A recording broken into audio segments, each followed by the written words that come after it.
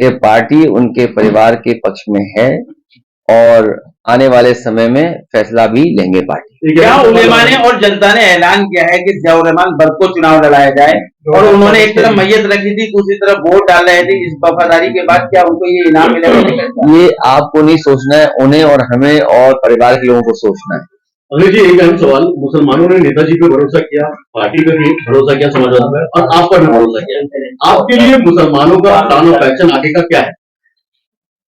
सबसे बड़ी लड़ाई जो इस बार देश में होने जा रही है वो संविधान को बचाने की है। बाबा साहब भीमराव अम्बेडकर जी ने जो संविधान दिया है वो सबको बराबर का हक देता है, बराबर का सम्मान देता है। जिस तरह से कई मौकों पर हम लोगों ने कहा है कि कभी समुद्र मंथन हुआ था, इस बार संविधान मंथन होने जा रहा है। एक तरफ वो लोग होंगे जो देश की खूबसूरती रही है, हमारी आपकी गंगा जमुनी संस्कृति, भाईचारा, आपस में प्रेम, और दूसरी तरफ वो लोग हैं जो संविधान को नहीं मानते हैं। तो संविधान मानने वालों की और संविधान पर न चलने वालों के बीच में ये चुनाव होने जा रहा है, और हमें ये पूरा भरोसा है देश की जनता संविधान के साथ और संविधान बचाने वालों के साथ रहेगी। अखिलेश जी, इकबाल फैमिली का 36वां आंकड़ा रहा, आज दिल जोड़ने के काम किए हैं आपने। देखिए, ये राजनीति में मैंने यही कहा कि देखिए बख्श साहब किस रास्ते से यहाँ पहुंचे हैं। राजनीति का हर पहलू उन्होंने देखा है, कहाँ शुरुआत हुई, कई बार किन्हीं परिस्थितियों की वजह से दूसरे दल में भी रहे, लेकिन नेताजी और समाजवादी पार्टी के पक्ष में हमेशा बने रहे। मेडिकल कॉलेज के लगातार शहरों के नाम बदले जा रहे हैं और लखनऊ को नाम बदलने की तैयारी, लक्ष्मण को नाम बदलने रखा जा रहा है, क्या कहेंगे इसको? लोकसभा से देखिए, ये नाम बदलने से ज्यादा जरूरी है कि नौजवान को रोजगार दे दें, नौजवान को नौकरी दे दें। नाम बदलने से जनता को उलझाए नहीं, पेपर लीक ना होने दें। सोचिए, हर पेपर लीक हो जाता है इनका, और लीक होने के बाद एक ही एजेंसी उसको जांच दे देते हैं। अभी जो हमारा एक पत्रकार साथी मेडिकल कॉलेज के बारे में पूछ रहा था, अभी सुना है कि केवल बिल्डिंग का उद्घाटन करने गए हैं, वो हॉस्पिटल का उद्घाटन नहीं है, वो बिल्डिंग का उद्घाटन है। हॉस्पिटल का मतलब यह है कि किसी व्यक्ति का इलाज होना शुरू हो जाए, बिस्तर हो, बेड हो, मेडिकल फैसिलिटीज हो, स्टाफ अपॉइंट हो जाए, ओटी चलने लगे, दवाइयां हो, वो बिल्डिंग का उद्घाटन करने गए। इसी तरह सुना है कि एक वर्चुअल उद्घाटन भी हुआ है आगरा में मेट्रो का। ये समाजवादियों की मेट्रो थी, ये कोई बीजेपी ने तो काम स्लो किया, रोका, बेमन पूरा किया है। जितना भी आगरा का अलाइनमेंट किस तरफ से किस तरह जाएगी, कहां पर क्या बनेगा, ये पूरा समाजवादियों के सरकार में फैसला हो गया था, वही मेट्रो का वर्चुअली उद्घाटन किया। जैसे नाम बदले जा रहे हैं तो इसका मायने क्या है कि मतलब ये लक्ष्मण को नाम बताया जाएगा। सर, एक सवाल ये है, सर 4 दिन पहले अभी जैसा धनंजय सिंह ने जैसे चुनाव लड़ने का ऐलान किया सर जौनपुर से कृपाशंकर के सामने, और उसके ठीक बाद ही जो है सर जेल जाने की खबर नहीं है, ये तो कोई खबर नहीं है।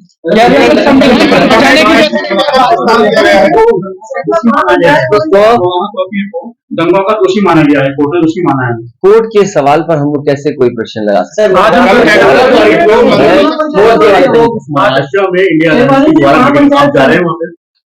देखिए, हमारा काम पूरा हो गया, टिकट बंटवारा हो गया, हमें प्रत्याशी तय करने दो। अभी तुम प्रत्याशी पूछ रहे थे, अब कह रहे तुम वहां चले जाओ।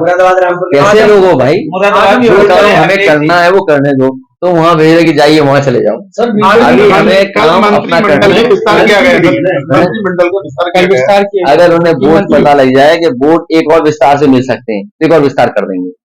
सर, ये इतने घबराए हुए लोग हैं कि विस्तार, अगर इन्हें पता लग जाए कि हमारा कोई पत्रकार साथी है, इसके मंत्री बनने से हमारे 2 लोकसभा जीत जाएंगी, तो उस पत्रकार को ही मंत्री बना देंगे। सर, बीजेपी का मिशन 400 है। तो ये जो बनाया गया विस्तार, ये विस्तार कोई जनता की सेवा के लिए मंत्री नहीं बनी है, ये जनता को कैसे वोट ले लें, और जनता देख रही है उन्हें। अभी लड़ाई खत्म नहीं हुई है, अभी तो केवल मंत्री बने हैं, अभी विभाग बनना है, फिर विभाग बनने के बाद इन्हें प्रमुख सचिव अपॉइंट कराना है, फिर अपनी मर्जी के जो विभाग मिलेगा उसके जिले जिले में अधिकारी अपॉइंट होने हैं। अरे एक जाल से नहीं निकले ये मामला, ये जो बने भी हैं, शपथ लिए हैं, अभी इनको बड़ी मेहनत करनी पड़ेगी। पहले अपने प्रमुख सचिव अपॉइंट कराने के लिए, विभाग के लिए भी मेहनत करनी पड़ेगी, और फिर जिले जिलों में जो विधायक और लोग बैठा लेते हैं अपने अपने अधिकारी, उन्हें हटाना, उन्हें नए लाना, अभी तो बहुत दिन है। और जब तक ये काम होगा तब तो चुनाव आ जाएगा, आचार संहिता लग जाएगी, मंत्री बस मंत्री बने रहेंगे, काम नहीं कर पाएंगे। अभी बिहार के अंदर नीतीश कुमार को बार बार पार्टी बदलने के लिए कहा जाता है, और यूपी के अंदर कहीं न कहीं ओमप्रकाश जाटव को। अरे छोड़ो ना, देखिए ये जो पलटा पलटी जो चल रही है ना, इससे कोई जनता का भला नहीं हो रहा। सर, मोदी जी ने मुद्दा बना लिया परिवार को लेकर के, जो टिप्पणी हुई थी उसको लेकर के। आप परिवार वाले हैं ना, तो आप बीजेपी वोट मत देना। अच्छा सर, दूसरा सवाल ये है तो और क्या है? अरे भाई, मैंने कहा कि अगर ये बात सवाल उठा रहे हो, ये भी परिवार है, ये भी परिवार है, हम भी परिवार है, ये सब परिवार है, नहीं परिवार है बताओ, ये भी परिवार है। तो ये बताइए, परिवार वालों से वोट लेंगे तो बीजेपी ये तय करे कि परिवार वालों को टिकट नहीं देनी, ये भी तय करे कि जो परिवार वाले हैं उनसे वोट मांगने नहीं जाएंगे। आप परिवार वाले हो कि नहीं हो? जी। तो आप परिवार वालों से सवाल मत पूछो।